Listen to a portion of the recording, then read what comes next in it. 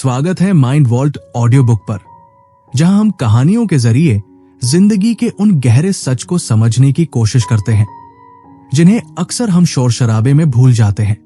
कबीर अपने लैपटॉप के सामने बैठा था और उसके चेहरे पर वो एक अजीब सी चमक थी जो अक्सर तब आती है जब हमें लगता है कि हमने कोई बहुत बड़ा तीर मार लिया है। अभी कल ही उसकी एक लिंक्डइन पोस्ट वायरल हुई थी जिसमें उसने अपनी नई स्टार्टअप स्ट्रैटेजी के बारे में बड़ी बड़ी बातें लिखी थी। हजारों लाइक्स और सैकड़ों कमेंट्स देखकर उसे लग रहा था कि वो इस जेनरेशन का अगला बड़ा विजनरी है। उसे लगा कि अब तो बस सक्सेस उसके दरवाजे पर दस्तक देने ही वाली है। कबीर की उम्र अभी सिर्फ 25 साल थी और इस छोटी सी उम्र में उसे लगने लगा था कि उसके पास दुनिया को सिखाने के लिए बहुत कुछ है। वो अक्सर घंटों शीशे के सामने खड़े होकर अपनी इमेजिनरी टेड टॉक की प्रैक्टिस करता था, ये सोचकर कि एक दिन जब वो मशहूर हो जाएगा तो लोग उसकी स्ट्रगल की कहानियां सुनेंगे। लेकिन हकीकत कुछ और ही थी। उसके बैंक अकाउंट में पैसे कम हो रहे थे और जिस प्रोडक्ट पर उसे काम करना था उसकी एक भी लाइन अभी तक कोड नहीं हुई थी। यही तो सबसे बड़ा धोखा है जिसे हम अपनी आंखों पर पट्टी की तरह बांध लेते हैं। कबीर को लगने लगा था कि काम के बारे में बात करना ही असल काम है। उसे लगता था कि जब वो सोशल मीडिया पर अपने गोल्स के बारे में बताता है तो वो उनके और करीब पहुंच रहा है, पर असल में वो बस उस खालीपन को भरने की कोशिश कर रहा था जो अंदर ही अंदर उसे डरा रहा था। एक शाम वो शहर के एक पुराने कैफे में बैठा था जहां उसकी मुलाकात रायल नाम के एक शख्स से हुई। रायल उम्र में कबीर से काफी बड़े थे और उनकी आंखों में एक ऐसी शांति थी जो कबीर के अंदर के तूफान से बिल्कुल अलग थी। रायल ने कबीर का वो उतावलापन देखा और मुस्कुराते हुए कहा, बेटा, ये जो शोर तुम मचा रहे हो ना, ये तुम्हारी एनर्जी को सोख रहा है। तुम अपनी मंजिल तक पहुंचने से पहले ही जीत का जश्न मना रहे हो और यही वो वक्त है जब तुम्हारा सबसे बड़ा दुश्मन तुम्हारे अंदर जाग चुका है। कबीर को पहले तो थोड़ा बुरा लगा।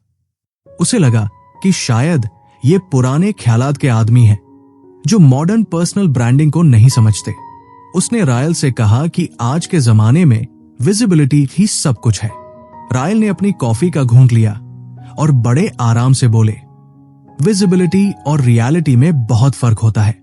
जो लोग वाकई में दुनिया बदलते हैं वो अक्सर अंधेरे में रहकर चुपचाप काम करना पसंद करते हैं। उन्हें तालियों की भूख नहीं होती क्योंकि उन्हें पता है कि शोर मचाने से काम की क्वालिटी कम हो जाती है। रायल की बातों ने कबीर को सोचने पर मजबूर कर दिया। उसे याद आया कि कैसे वो पिछले एक हफ्ते से सिर्फ अपनी पोस्ट के ग्राफिक्स ठीक कर रहा था, जबकि असल रिसर्च अभी बाकी थी। वो टॉक के उस जाल में फंस चुका था जहां शब्द काम की जगह ले लेते हैं। उसे लगा जैसे रायल उसके मन की परतों को खोल रहे हों। रायल ने उसे बताया कि हर इंसान की जिंदगी में एक वक्त आता है जब उसे चुनना पड़ता है कि उसे टू बी बनना है या टू डू करना है। क्या उसे वो रुतबा चाहिए, वो टाइटल चाहिए, वो कुर्सी चाहिए, या उसे वो काम करना है जिससे वाकई कोई फर्क पड़े। कबीर के लिए ये एक गहरा धक्का था। उसे एहसास हुआ कि वो अब तक सिर्फ किसी के जैसा दिखने की कोशिश कर रहा था, न कि कुछ करने की। उसके अंदर का वो छोटा बच्चा जिसे हम ईगो कहते हैं, हर वक्त बस ये चाहता था कि उसे पहचान मिले, उसे सराहा जाए।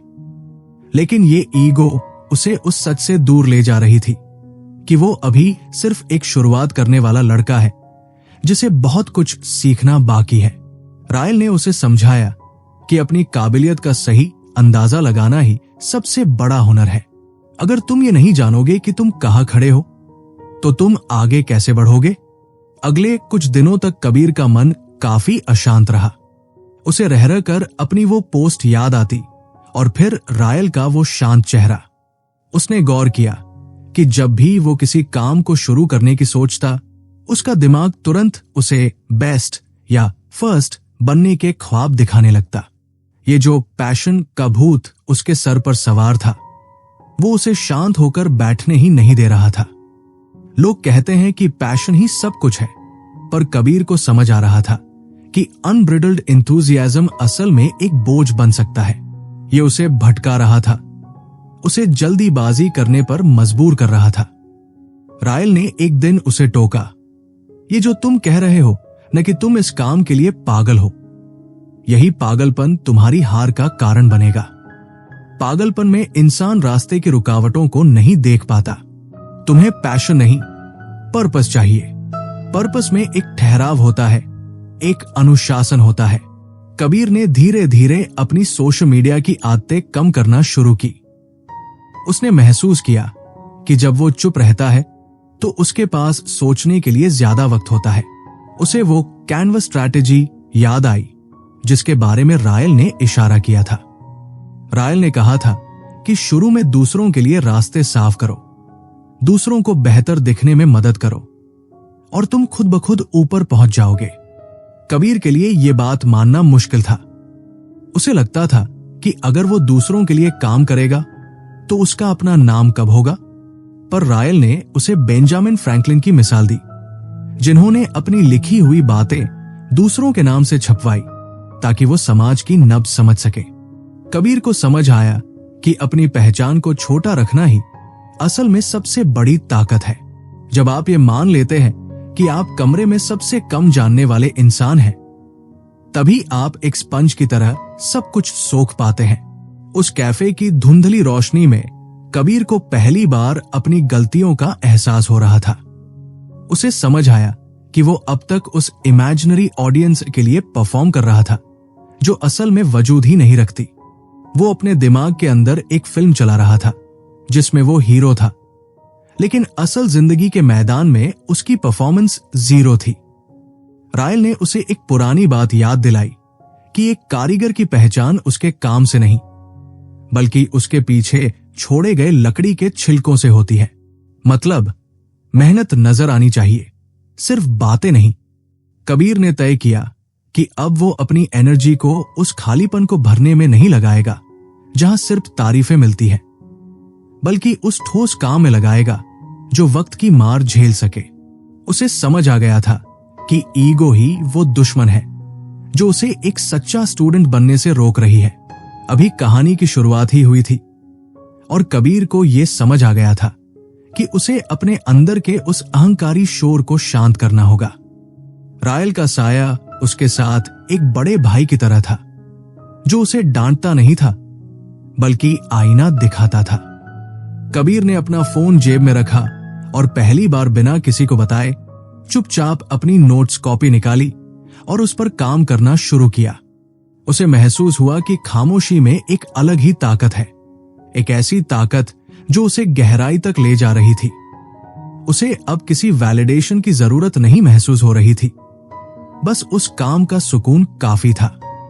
यह सफर लंबा था और कबीर अभी सिर्फ पहला कदम ही चल पाया था, अपने उस दुश्मन को पहचान कर जो उसके खुद के साए में छिपा था। कबीर को अपना पहला छोटा सा प्रोजेक्ट मिल गया था और उसके मन में वही पुरानी हलचल शुरू हो गई थी। उसे लगा कि अब वो वाकई में एक एंटरप्रेन्योर बन गया है और उसे अपनी इस अचीवमेंट का ढिंढोरा पीटना चाहिए। वो अपनी छोटी सी जीत को बहुत बड़ा मानकर बैठ गया था, जैसे कि उसने कोई किला फतह कर लिया हो। अगली सुबह जब वो रायल से मिला तो उसके चेहरे पर एक अलग ही अकड़ थी। रायल उसकी आंखों में छिपे उस प्राइड को देख पा रहे थे जो उसे असलियत से दूर ले जा रहा था। रायल ने मुस्कुराकर कहा, कबीर, जब हमें थोड़ी सी सफलता मिलती है तो हमारा दिमाग हमें ये यकीन दिलाने लगता है कि हम खास हैं, लेकिन ये प्राइड हमारे दिमाग को सुन कर देता है और हम वो चीजें नहीं देख पाते जो हमारे सुधार के लिए जरूरी है। रायल ने उसे समझाया कि ये अर्ली प्राइड एक जाल है जो हमें सीखने से रोकता है क्योंकि हमें लगने लगता है कि हमें तो सब पता है। रायल ने कबीर को एक पुराने व्यापारी की कहानी सुनाई जो हर रात खुद से बातें करता था ताकि उसका सर न फिर जाए। वो खुद को चेतावनी देता था कि ज्यादा हवा में मत उड़ो, अपना संतुलन बनाए रखो। कबीर को लगा कि क्या वाकई इतनी मेहनत के बाद भी उसे खुद पर गर्व महसूस करने का हक नहीं है। रायल ने बड़े प्यार से उसका कंधा थपथपाया और बोले, घमंड और आत्मविश्वास में एक बारीक सी लकीर होती है कबीर। आत्मविश्वास मेहनत से कमाया जाता है, जबकि घमंड सिर्फ एक दिखावा है। अभी तो तुम सीढ़ियां चढ़ना शुरू ही हुए हो, और अगर अभी से ऊपर की बजाय नीचे देखने लगोगे तो ऊपर क्या है वो कभी नहीं देख पाओगे। कबीर को एहसास हुआ कि वो अपनी छोटी सी जीत के नशे में चूर होकर आगे का रास्ता देखना भूल गया था। कुछ दिनों बाद कबीर का सामना एक ऐसे क्लाइंट से हुआ जो काफी बदतमीज था। वो कबीर के काम में बिना मतलब की कमियां निकाल रहा था और उसे नीचा दिखाने की कोशिश कर रहा था। कबीर का खून खौल उठा। उसे लगा कि वो उसे अभी जवाब दे दे। उसे लगा कि मैं इतना काबिल हूं, मैं ये सब क्यों सहूं। लेकिन तभी उसे रायल की वो बात याद आई, रिस्ट्रेंट। रायल ने उसे सिखाया था कि बड़ा काम करने के लिए अक्सर हमें अपनी फेयरनेस की भावनाओं को भी किनारे रखना पड़ता है। उन्होंने उसे एक महान खिलाड़ी की याद दिलाई जिसे मैदान पर गालियां दी गई, लेकिन उसने कभी अपना आपा नहीं खोया क्योंकि उसका लक्ष्य बहुत बड़ा था। कबीर ने अपनी मुट्ठियां भींची, गहरी सांस ली और चुपचाप क्लाइंट की बात सुनता रहा। उसने तय किया कि वो अपने काम से जवाब देगा, अपनी जुबान से नहीं। रायल ने उसे बाद में समझाया कि दुनिया तुम्हें अपमानित करने की कोशिश करेगी, तुम्हें नीचा दिखाएगी, लेकिन अगर तुम अपने लक्ष्य पर टिके रहोगे तो ये अपमान तुम्हें छू भी नहीं पाएगा। उन्होंने कहा, कबीर, ये ईगो ही है जो हमसे कहती है कि हमें अपनी इज्जत बचानी चाहिए, लेकिन असल इज्जत संयम में है। अपने दिमाग के अंदर उस इमेजिनरी ऑडियंस को शांत करो जो तुम्हें उकसाती है कि तुम भी पलटकर वार करो। कबीर को समझ आया कि वो अपनी ही ख्याली दुनिया में एक हीरो बनकर जी रहा था, जहां उसे लगता था कि हर कोई उसे देख रहा है। असल में उसे बस अपने काम पर ध्यान देना था और फालतू के शोर को नजरअंदाज करना था। काम का दबाव बढ़ रहा था और कबीर अक्सर रात भर जागकर काम करता, लेकिन फिर भी उसे लगता कि वो कहीं पहुंच नहीं पा रहा है। वो वर्क के उस दौर में था जहां उसे लग रहा था कि शायद उसके पास जीनियस वाली बात ही नहीं है। एक शाम रायल ने उसे थका हुआ देखकर कहा, कबीर, सफलता कोई ऐसी चीज नहीं है जो एक दिन अचानक मिल जाए। ये तो बस घंटों की वो मेहनत है जो तुम अकेले में करते हो जब कोई तुम्हें देख नहीं रहा होता। यहां कोई एंड जोन नहीं है, बस लगातार कोशिश है। रायल ने उसे बिल ब्रैडली का उदाहरण दिया, जो हमेशा खुद को याद दिलाते थे कि जब तुम मेहनत नहीं कर रहे हो तो कहीं ना कहीं कोई और मेहनत कर रहा होगा, और जब तुम उससे मिलोगे तो वो जीत जाएगा। कबीर को यह सुनकर घबराहट हुई, पर रायल ने मुस्कुराते हुए कहा, यह डराने वाली बात नहीं है, यह तो हौसला देने वाली बात है कि सब कुछ तुम्हारे हाथ में है, बस मेहनत करनी है। हम अक्सर fake it till you make it के चक्कर में पड़ जाते हैं, पर असल में तुम्हें इतनी मेहनत करनी चाहिए कि तुम्हें कुछ भी फेक करने की जरूरत ही न पड़े। कबीर ने अपनी टेबल पर पड़े कचरे और बिखरे हुए कागजों को देखा। रायल ने धीरे से कहा, एक कारीगर की पहचान उसके काम से नहीं, बल्कि उस फर्श से होती है जहां उसने काम किया है। वहां लकड़ी के कितने छिलके गिरे हैं, वही तुम्हारी तरक्की का पैमाना है। कबीर को समझ आया कि वो सिर्फ आइडियाज के पीछे भाग रहा था, जबकि असली जादू एग्जीक्यूशन और लेबर में था। अब कबीर धीरे धीरे सफलता की उस मंजिल की तरफ बढ़ रहा था जहां हवा थोड़ी पतली हो जाती है। उसे अब अपनी स्टैंडर्ड ऑफ परफॉर्मेंस पर ध्यान देना था, न कि सिर्फ जीतने पर। रायल ने उसे आगाह किया कि सफलता के साथ एक नई किस्म की ईगो आती है, वो जो कहती है कि मैं स्पेशल हूं। उन्होंने उसे एक अमीर इंसान की कहानी सुनाई जिसने अपनी पूरी दौलत सिर्फ अपने घमंड की वजह से गंवा दी। रायल बोले, सफलता पाना मुश्किल है, पर उसे संभालना उससे भी ज्यादा मुश्किल है। तुम्हें हमेशा एक स्टूडेंट बने रहना होगा, चाहे तुम कितने भी बड़े क्यों न बन जाओ। जिस दिन तुमने ये सोच लिया कि अब मुझे कुछ सीखने की जरूरत नहीं है, उसी दिन तुम्हारी हार शुरू हो जाएगी। कबीर ने अब अपनी सफलता को एक जिम्मेदारी की तरह देखना शुरू किया, न कि अपनी ईगो को खिलाने के एक साधन की तरह। उसे पता था कि ये तो बस शुरुआत है और असली इम्तिहान तो अब शुरू होने वाला है। कबीर अब उस दौर में था जहां उसे लगने लगा था कि उसने दुनिया मुट्ठी में कर ली है। उसके स्टार्टअप को फंडिंग मिल गई थी, लोग उसे जीनियस कहने लगे थे और उसके ऑफिस की दीवार पर एक नई ट्रॉफी चमक रही थी। उसे लगा कि अब उसे किसी की सलाह की जरूरत नहीं है, क्योंकि उसका विजन कामयाब हो गया है। एक शाम जब वो अपनी नई चमचमाती गाड़ी में रायल के साथ जा रहा था, तो वो अपनी अगली ग्रैंड स्ट्रैटेजी के बारे में डींगे हाँकने लगा। उसने रायल से कहा कि कैसे उसने सब कुछ पहले से ही प्लान किया था और कैसे उसे पता था कि ये आइडिया हिट होगा। रायल चुपचाप खिड़की के बाहर देखते रहे और फिर बड़े शांत लहजे में बोले, कबीर, तुम अपनी कहानी को अब रिट्रोस्पेक्ट में देख रहे हो। इसे एक कहानी की तरह बुन रहे हो जिसे तुम दुनिया को सुना सको। पर सच तो यह है कि जब तुम ये कर रहे थे तब तुम भी उतने ही डरे हुए थे जितने कि बाकी सब। इसे नैरेटिव का धोखा कहते हैं, जहां हम अपनी कामयाबी का श्रेय अपनी किसी महान दूरदर्शिता को दे देते हैं, जबकि असल में वो सिर्फ मेहनत, कुछ अच्छे फैसलों और बहुत सारी किस्मत का नतीजा होती है। रायल ने कबीर को बिल वॉल्श की याद दिलाई, जिन्होंने जब अपनी फुटबॉल टीम को संभाला था तो उनके पास कोई 3 साल में सुपर बाउल जीतने का जादुई प्लान नहीं था। उन्होंने सिर्फ स्टैंडर्ड ऑफ परफॉर्मेंस पर ध्यान दिया था। उन्होंने खिलाड़ियों को सिखाया कि कैसे खड़ा होना है, अपनी शर्ट कैसे अंदर करनी है और लॉकर रूम को कैसे साफ रखना है। वॉल्श जानते थे कि अगर बारीकियों पर ध्यान दिया जाए तो स्कोरबोर्ड खुद अपना ख्याल रख लेता है। रायल ने कबीर की आंखों में देखते हुए कहा, बेटा, जब हम सफल होते हैं तो हम अक्सर उन छोटी आदतों को छोड़ देते हैं जिन्होंने हमें यहां तक पहुंचाया था। हम खुद को स्पेशल समझने लगते हैं और यही हमारी गिरावट की शुरुआत होती है।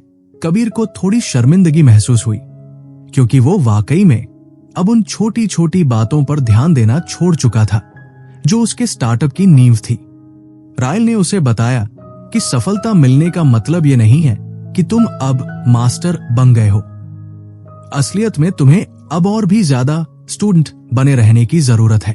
उन्होंने चंगेज खान की मिसाल दी, जो इतना बड़ा विजेता होने के बावजूद हमेशा नई तकनीकों और संस्कृतियों से सीखने के लिए तैयार रहता था। चंगेज खान ने अपने सैनिकों को पड़ोसी कबीलों से दशमलव प्रणाली और चीन के इंजीनियरों से घेराबंदी की मशीनें बनाना सिखाया। वो जहां भी जाता वहां के सबसे बुद्धिमान लोगों, डॉक्टरों और ज्योतिषियों को अपने साथ जोड़ लेता था। रायल बोले, जैसे जैसे हमारा ज्ञान का टापू बढ़ता है, वैसे वैसे हमारी अज्ञानता का किनारा भी बढ़ता जाता है। तुम आज जहां हो वहां तुम्हें राजनीति सीखनी होगी, लोगों को मैनेज करना सीखना होगा, जो तुमने पहले कभी नहीं किया। अगर तुम ये मान लोगे कि तुम सब जानते हो, तो तुम्हारी सीखने की क्षमता खत्म हो जाएगी और यही ईगो का सबसे बड़ा नुकसान है। कबीर को महसूस हुआ कि रायल उसे उस एंटाइटलमेंट और कंट्रोल की बीमारी से आगाह कर रहे थे, जो अक्सर कामयाबी के साथ आती है। उसे याद आया कि कैसे कल उसने अपने एक जूनियर पर सिर्फ इसलिए चिल्ला दिया था क्योंकि उसने कबीर के एक फैसले पर सवाल उठाया था। रायल ने उसे जर्क्सेस की कहानी सुनाई, जिसने समुद्र के पुल टूटने पर पानी को कोड़ों से पीटने का हुक्म दिया था। रायल हंसते हुए बोले, कितनी बेवकूफी भरी बात है ना, एक सम्राट समुद्र को सजा दे रहा है। लेकिन हम भी तो यही करते हैं जब हम सोचते हैं कि दुनिया को हमारे हिसाब से चलना चाहिए। हम अपनी ताकत को जरूरत से ज्यादा आंकने लगते हैं और हकीकत से हमारा नाता टूट जाता है। कामयाबी एक नशे की तरह है और इसे लंबे समय तक टिकने के लिए सोब्राइटी यानी संयम की जरूरत होती है। ब्रूस ली ने भी कहा था कि महानता का मतलब सादगी में है। रायल ने कबीर को शेरमैन और ग्रांट के बीच के फर्क को समझाया। जहां शेरमैन ने अपनी सीमाओं को समझा और राष्ट्रपति पद जैसे बड़े लालच को भी ठुकरा दिया ताकि वो खुश रह सके। वही ग्रांट ने उन क्षेत्रों में हाथ आजमाया जहां वो काबिल नहीं थे और अंत में उन्हें बदनामी और कंगाली का सामना करना पड़ा। रायल ने कबीर से पूछा, तुम्हारे लिए क्या जरूरी है? क्या तुम दूसरों की नजर में बड़ा बनना चाहते हो या वाकई में कुछ बड़ा करना चाहते हो? अक्सर हम दूसरों की कामयाबी देखकर अपनी रफ्तार बदल लेते हैं, जबकि हमें सिर्फ अपने रास्ते पर ध्यान देना चाहिए। इसे यूथीमिया कहते हैं। अपने खुद के रास्ते की समझ होना और उस पर बिना भटके चलते रहना। कबीर को समझ आया कि वो अब तक सिर्फ दूसरों को साबित करने के लिए भाग रहा था, जबकि उसकी अपनी मंजिल कहीं और थी। उस रात कबीर ने अपनी ऑफिस की खिड़की से शहर की रोशनी को देखा और उसे एहसास हुआ कि ये सब कितना छोटा और अस्थायी है। उसे जॉन मुइर की उस सिंपैथिया की याद आई, जहां इंसान खुद को ब्रह्मांड के एक बहुत छोटे हिस्से के रूप में देखता है। उसे समझ आया कि कामयाबी का मतलब ये नहीं है कि तुम दुनिया के केंद्र बन गए हो, बल्कि यह है कि तुम उस बड़े तंत्र का एक उपयोगी हिस्सा बनो। रायल ने उसे डिजीज ऑफ मी से बचने की सलाह दी थी, जहां इंसान सिर्फ अपने बारे में सोचने लगता है और टीम के बाकी लोगों को भूल जाता है। कबीर ने तय किया कि वो अपनी ईगो को अपने फैसलों के बीच नहीं आने देगा। उसने अपनी मेज पर पड़े उस सील्ड एनवलप को देखा और उसे आइजनहावर की याद आई, जिन्होंने कहा था कि वो कभी बंद लिफाफा नहीं खोलते क्योंकि उसके लिए उनके पास स्टाफ है। ये घमंड नहीं, बल्कि अपनी ऊर्जा को सही जगह लगाने का एक तरीका था। कबीर अब सफलता के शिखर पर खड़ा था, पर उसे पता था कि असली चुनौती अब शुरू हुई है, क्योंकि यहां की हवा बहुत पतली है और एक गलत कदम उसे नीचे गिरा सकता है। कबीर के लिए वो साल एक ठंडी सुबह की तरह शुरू हुआ था, लेकिन दोपहर होते होते आग के दरिया में बदल गया। जिस स्टार्टअप को उसने अपने खून सीने से सींचा था, अचानक उसकी नींव हिलने लगी थी। एक बड़ा टेक्निकल ग्लिच आया और उसके सबसे बड़े इन्वेस्टर ने अपना हाथ पीछे खींच लिया। रातों रात जो कबीर शहर का पोस्टर बॉय बना हुआ था, अब लोग उसे शक की निगाहों से देखने लगे थे। सफलता के उस पतले और ठंडे पहाड़ की चोटी से गिरना वैसा ही था जैसे कोई मखमली गद्दे से सोकर उठे और सीधे कंक्रीट पर गिर जाए। कबीर अपने अंधेरे कमरे में बैठा हुआ बस यही सोच रहा था कि ये मेरे साथ ही क्यों हुआ? मैंने तो सब सही किया था। उसे अपनी किस्मत पर गुस्सा आ रहा था, अपने उन दोस्तों पर गुस्सा आ रहा था जो अब उसके फोन नहीं उठा रहे थे, और सबसे ज्यादा उसे उस ईगो की चोट चुभ रही थी जिसने उसे यकीन दिला दिया था कि वो कभी हार ही नहीं सकता। रायल एक दिन अचानक उसके पास आए और उसे उस बिखरी हुई हालत में देखकर बस इतना बोले, कबीर, जिंदगी का एक बड़ा सच जान लो, मुसीबत और असफलता हर किसी के दरवाजे पर दस्तक देती है। ये सिर्फ तुम्हारे साथ नहीं हुआ है, बल्कि ये वो दौर है जो तुम्हारी असलियत को निखारेगा। जो लोग सिर्फ अपनी कामयाबी से अपनी पहचान जोड़ लेते हैं, वो हार की एक छोटी सी चोट से भी टूट जाते हैं। उन्हें लगता है कि अगर उनका काम फेल हो गया तो वो खुद भी एक इंसान के तौर पर फेल हो गए हैं, लेकिन हार सिर्फ एक घटना है, तुम्हारी पूरी जिंदगी नहीं। कबीर ने अपनी लाल आंखों से उनकी तरफ देखा और कहा, पर रायल, सब खत्म हो गया है, अब मेरे पास कुछ नहीं बचा। रायल धीमे से मुस्कुराए और पास पड़ी कुर्सी खींचकर बैठ गए। उन्होंने कबीर को बताया कि ईगो सिर्फ जीत के वक्त ही नहीं आती, वो हार के वक्त भी हमारे कान में जहर घोलती है। वो कहती है कि तुम तो बेकार हो, तुम्हें तो पहले ही पता था कि तुम ये नहीं कर पाओगे, अब अपना चेहरा कैसे दिखाओगे? ईगो हमें उस पीड़ा और सेल्फ पिटीज के गड्ढे में धकेल देती है जहां से बाहर निकलना नामुमकिन लगने लगता है। रायल ने उसे एक बहुत ही जरूरी सबक दिया, अलाइव टाइम या डेड टाइम, अलाइव टाइम और डेड टाइम। उन्होंने मैल्कम एक्स की कहानी सुनाई, जो अपनी जवानी में एक अपराधी थे और जेल चले गए थे। जेल में उनके पास दो रास्ते थे, या तो वो सारा वक्त बैठकर रोते, लोगों को कोसते और अपनी सजा काटने का इंतजार करते, जिसे डेड टाइम कहते हैं, या फिर वो उस सजा को एक अवसर में बदल देते। मैल्कम ने अलाइव टाइम्स को चुना। उन्होंने जेल की लाइब्रेरी से डिक्शनरी निकाली और उसके हर शब्द को हाथ से कॉपी करना शुरू किया। उन्होंने इतिहास, समाजशास्त्र और दर्शन पढ़ा, और जब वो जेल से बाहर आए तो वो एक बिल्कुल बदले हुए इंसान थे। रायल ने कबीर की आंखों में देखकर कहा, कबीर, तुम अभी डेड टाइम में जी रहे हो। तुम इंतजार कर रहे हो कि कोई चमत्कार हो जाए या कोई आकर तुम्हें बचा ले, लेकिन सच तो यह है कि यह सन्नाटा ही तुम्हारा सबसे बड़ा टीचर हो सकता है। इस वक्त का इस्तेमाल सीखने और खुद को और मजबूत बनाने में करो, न कि अफसोस करने में। कबीर को लगा जैसे किसी ने उसके सर पर ठंडा पानी डाल दिया हो। उसे एहसास हुआ कि वो वाकई में अपनी हार का तमाशा बनाकर बैठ गया था। राय ने उसे एक और गहरी बात समझाई, जिसे maintain your own score card, maintain your own score card कहते हैं। उन्होंने कहा कि कबीर, दुनिया तुम्हें तुम्हारी जीत और हार से तौलेगी, पर तुम्हें खुद को अपने स्टैंडर्ड्स से तौलना होगा। उन्होंने कोच जॉन वुडन का उदाहरण दिया, जो सिर्फ स्कोरबोर्ड नहीं देखते थे, वो देखते थे कि क्या उनके खिलाड़ियों ने अपना बेस्ट दिया, क्या उन्होंने खेल के उसूलों का पालन किया।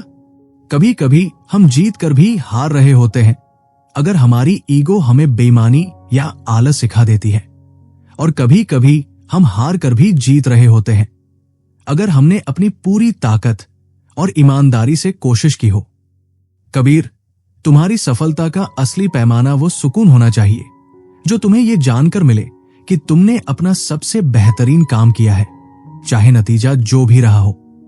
उस शाम रायल ने उसे बेलिसारियस की याद दिलाई, जो इतिहास का एक महान जनरल था, लेकिन जिसे बार बार अपमानित किया गया और सताया गया। उसने अपना काम पूरी वफादारी से किया, पर बदले में उसे सिर्फ जेल और शक मिला।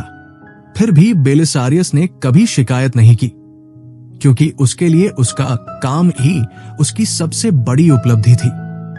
रायल बोले, कबीर, हमें सिर्फ अपने काम और अपनी मेहनत पर अधिकार है, उसके बदले मिलने वाले इनामों या तालियों पर नहीं।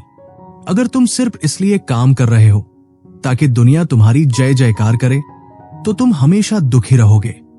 लेकिन अगर तुम इसलिए काम करते हो क्योंकि वो तुम्हारा फर्ज है, तो तुम हर हार के बाद और भी मजबूत होकर उठोगे। कबीर को समझ आने लगा था कि ईगो ही वो दीवार थी जो उसे सच देखने से रोक रही थी। उसे लगा कि उसे अब अपने उस विजन की जगह अपनी कैरेक्टर और अपनी प्रिंसिपल्स पर ध्यान देना होगा। रायल ने उसे कैथरीन ग्राहम की कहानी सुनाई, जिन्होंने अपने पति की मौत के बाद उस टूटे हुए अखबार को संभाला जिसे कोई घास नहीं डाल रहा था। उन्होंने कई सालों तक अपमान सहा, रिस्क लिया और अंत में इतिहास रच दिया। कबीर ने तय किया कि वो अब अपनी हार को अपनी पहचान नहीं बनने देगा। उसे अपने अंदर के उस रिवाइवल की जरूरत थी जो सिर्फ शांति और ईमानदारी से आ सकता था। रायल की बातों ने उसे एक ऐसी इनर स्टिलनेस की तरफ मोड़ दिया था जहां से अब उसे बाहर का शोर कम सुनाई देने लगा था। उसे समझ आ गया था कि द एफर्ट इज इनफ, कोशिश करना ही काफी है। अब कबीर अपनी हार के मलबे से बाहर निकलने के लिए तैयार था, लेकिन इस बार उसके साथ उसकी ईगो नहीं, बल्कि एक अटल धैर्य और संकल्प था। रायल ने एक दिन कबीर को उसके पुराने ऑफिस के मलबे के बीच खड़ा पाया, जहां वो उन पुरानी फाइलों और टूटे हुए फर्नीचर को देख रहा था जो कभी उसकी शान हुआ करते थे। कबीर के चेहरे पर एक अजीब सी कड़वाहट थी। वो उन लोगों के बारे में सोच रहा था जिन्होंने उसे ऐन वक्त पर धोखा दिया था। उसके मन में रह रहकर बदले की आग सुलग रही थी। उसे लग रहा था कि वो उन सबको अदालत में घसीटेगा और दुनिया को बताएगा कि वो सब कितने गलत थे। रायल उसके पास आकर खड़े हो गए और बिना उसे देखे बोले, कबीर, जब हम हारते हैं तो सबसे बड़ा खतरा हमारी अपनी नफरत और गुस्से से होता है। ईगो हमसे कहती है कि हमें बदला लेना चाहिए, अपनी इज्जत बचानी चाहिए, लेकिन असलियत में गुस्सा सिर्फ हमारा अपना नुकसान करता है। उन्होंने उसे समझाया कि नफरत एक ऐसा बोध है जिसे हम अपनी आजादी और तरक्की की कीमत पर ढोते हैं, और नफरत का ये कैंसर हमारी जिंदगी के सबसे जरूरी और ऑब्जेक्टिव हिस्से को धीरे धीरे खत्म कर देता है। कबीर ने गुस्से में कहा, पर रायल, उन्होंने मेरा आइडिया चुराया, मेरी मेहनत पर पानी फेर दिया, मैं उन्हें ऐसे ही कैसे जाने दूं? रायल ने बड़े शांत लहजे में उसे डेव मस्टेन की याद दिलाई, जिन्हें मेटालिका बैंड से निकाल दिया गया था। मस्टेन ने बाद में अपना बैंड मेगाडेथ बनाया और करोड़ों रिकॉर्ड्स बेचे, लेकिन फिर भी 18 सालों तक वो उस नफरत और जलन की आग में जलते रहे कि उनके पुराने बैंड ने उन्हें रिजेक्ट कर दिया था। वो एक रॉकस्टार की तरह जी रहे थे, लेकिन अंदर से वो आज भी उस पल में कैद थे जब उन्हें अपमानित किया गया था। रायल बोले, कबीर, नफरत करना बहुत कमजोर काम है, असली ताकत तो उसे छोड़ देने में और आगे बढ़ जाने में है। अगर तुम अपनी जिंदगी को उन लोगों के हिसाब से चलाओगे जिनसे तुम नफरत करते हो, तो तुम कभी आजाद नहीं हो पाओगे। उन्होंने कबीर को एक और गहरा सबक दिया, जिसे ड्रॉ द लाइन कहते हैं। रायल ने उसे जॉन डेलोरियन की कहानी सुनाई, जिन्होंने अपनी कार कंपनी को डूबने से बचाने के लिए एक $60 मिलियन की ड्रग डील करने की कोशिश की और गिरफ्तार हो गए। रायल ने कबीर को चेतावनी दी कि जब हमारी ईगो को लगता है कि सब कुछ खत्म हो रहा है, तो वो हमें कुछ भी गलत करने के लिए उकसाती है, ताकि हम अपनी ग्रेटनेस के भ्रम को बचा सकें। डेलोरियन ने अपनी कंपनी और अपने विजन को बचाने के चक्कर में अपना कैरेक्टर ही दांव पर लगा दिया था। रायल ने कहा, मुसीबत तुम्हारी जिंदगी तभी बर्बाद कर सकती है जब वो तुम्हारे कैरेक्टर को बर्बाद कर दे। असफलता बुरी हो सकती है, लेकिन सिद्धांतों को छोड़ देना सबसे बड़ी असफलता है। कबीर को एहसास हुआ कि वो भी उसी रास्ते पर जाने की सोच रहा था, जहां वो अपनी इज्जत बचाने के लिए किसी भी हद तक गिर सकता था। रायल ने उसे फाइट क्लब मोमेंट्स के बारे में बताया, जहां इंसान को अपना सब कुछ खोना पड़ता है ताकि वो अपनी ईगो के उन झूठों से आजाद हो सके जिनके पीछे वो अब तक छिपा हुआ था। उन्होंने बताया कि कई बार हमें घुटनों पर आना पड़ता है ताकि हम फिर से मजबूत होकर खड़े हो सके। रायल ने हेमिंग्वे की उन लाइनों को दोहराया कि ये दुनिया हर किसी को तोड़ती है, पर बाद में कई लोग उन टूटी हुई जगहों से ही सबसे ज्यादा मजबूत बनते हैं। कबीर को समझ आया कि ये बुरा दौर उसे खत्म करने के लिए नहीं, बल्कि उसकी ईगो के उस महल को गिराने के लिए आया था जो उसने झूठ और दिखावे पर बनाया था। उसने तय किया कि वो अब उन लोगों को नहीं कोसेगा, बल्कि अपनी गलतियों की जिम्मेदारी लेगा। रायल ने उसे स्टीव जॉब्स का उदाहरण दिया, जिन्हें उन्हीं की कंपनी एप्पल से निकाल दिया गया था, पर उन्होंने उस वक्त को अपनी कमियों को समझने और खुद को फिर से तैयार करने में लगाया। कबीर ने महसूस किया कि अब उसके पास खोने के लिए कुछ नहीं था, और यही उसकी सबसे बड़ी ताकत थी। उसे अब अपनी पहचान, आइडेंटिटी को अपने काम से अलग करना था, ताकि वो फिर से एक स्टूडेंट की तरह शुरुआत कर सके। रायल ने उसे याद दिलाया कि रिकवरी कोई भव्य काम नहीं है, बल्कि ये बस एक के बाद एक सही कदम उठाने का नाम है। कबीर अब अपनी हार के मलबे से सिर्फ पत्थर नहीं चुन रहा था, बल्कि वो अपनी नई जिंदगी की नींव रख रहा था, जो इस बार ठोस, सच्चाई और बेदाग सिद्धांतों पर आधारित थी। अब उसके अंदर वो गुस्सा नहीं था, बल्कि एक शांत संकल्प था कि वो वापस आएगा, पर इस बार अपनी ईगो के बिना। कबीर अब उस छोटे से कमरे में बैठा था जिसे उसने अपना नया ऑफिस बनाया था। यहां न तो कोई बड़ी ट्रॉफी थी और न ही दीवारों पर कोई महान विजन वाले पोस्टर, बस एक मेज थी, कुछ किताबें और उसका काम। उसे अब वो पुरानी हलचल और शोर याद आता था तो हंसी आती थी कि कैसे वो अपनी जरा सी कामयाबी को पूरी दुनिया की जीत मान बैठा था। उसे अब समझ आ रहा था कि ये लड़ाई किसी बाहर वाले से नहीं, बल्कि खुद से थी, और ये लड़ाई कभी खत्म नहीं होती। रायल उसके पास आए और उसे इस सादगी में काम करते देख धीमे से बोले, कबीर, तुम्हें क्या लगता है कि अब तुम ईगो को हरा चुके हो और सब ठीक हो गया है? सच तो यह है कि यह सफर एक गोल चक्कर की तरह। आज तुम फिर से शुरुआत कर रहे हो, यानी एस्पायर कर रहे हो। कल तुम्हें फिर कामयाबी मिलेगी और तुम सक्सेस के दौर में होगे, और फिर कभी न कभी तुम्हें फिर से फेलियर का सामना करना पड़ेगा। यह सिलसिला पूरी उम्र चलता रहेगा और तुम्हें हर कदम पर अपने उस पुराने दुश्मन से फिर से लड़ना होगा। रायल की यह बात सुनकर कबीर को थोड़ा अजीब लगा, पर उसे अब यह सच्चाई डराती नहीं थी। रायल ने उसे समझाया कि यह मन की सफाई वैसा ही काम है जैसे रोज झाड़ू लगाना। उन्होंने कहा, बेटा, जैसे तुम अपने घर के फर्श को एक बार साफ करके ये नहीं कह सकते कि अब ये हमेशा साफ रहेगा, वैसे ही ईगो की धूल तुम्हारे मन पर रोज जमेगी। तुम्हें हर मिनट, हर दिन फिर से झाड़ू लगानी होगी और फिर से साफ करना होगा। कबीर को एहसास हुआ कि अब तक वो सिर्फ जीत के पीछे भाग रहा था, लेकिन असली जीत तो उस कंटिन्यूअस प्रोसेस में थी जहां आप हर दिन खुद को बेहतर बनाने के लिए तैयार रहते हैं। रायल ने उसे विंस्टन चर्चिल की याद दिलाई, जिनकी जीवनी का एक बड़ा हिस्सा अलोन कहलाता है, क्योंकि वो 8 सालों तक अपनी बातों और सिद्धांतों के साथ अकेले खड़े रहे। उनके पास न तो कोई सत्ता थी और न ही लोगों का साथ, फिर भी वो डटे रहे और अंत में इतिहास ने उन्हें सही साबित किया। रायल ने कबीर का हाथ पकड़कर कहा, कबीर, अकेले खड़े होने में डर लग सकता है, पर अगर तुम सच्चाई और सिद्धांतों के साथ हो तो वो अकेलापन तुम्हारी सबसे बड़ी ताकत बन जाता है। तुम्हें अब स्पेशल दिखने की जरूरत नहीं है, बल्कि रियल रहने की जरूरत है।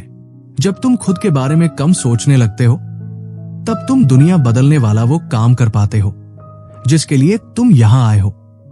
कबीर ने अपनी डायरी में वो 3 बातें लिखी जो अब उसकी जिंदगी का नया मंत्र थी।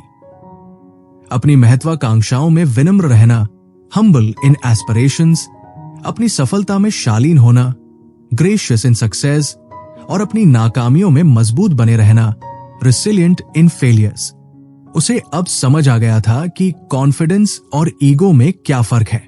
ईगो चुराई हुई होती है जो दिखावे पर टिकती है, लेकिन कॉन्फिडेंस कमाया जाता है जो कड़ी मेहनत और हकीकत पर टिका होता है।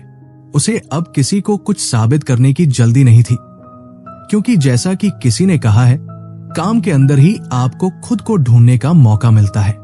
रायल अब जाने के लिए उठे। उन्होंने कबीर को एक आखिरी सलाह दी, देखो कबीर, जो लोग प्याले की आखिरी बूंद तक पीने का शौक रखते हैं, उन्हें तलछट यानी कड़वाहट का भी सामना करना ही पड़ता है। ये सब कुछ बहुत सीधा है, पर आसान कभी नहीं होगा। बस याद रखना कि हर हार में एक सबक छिपा है और हर जीत में एक नई जिम्मेदारी।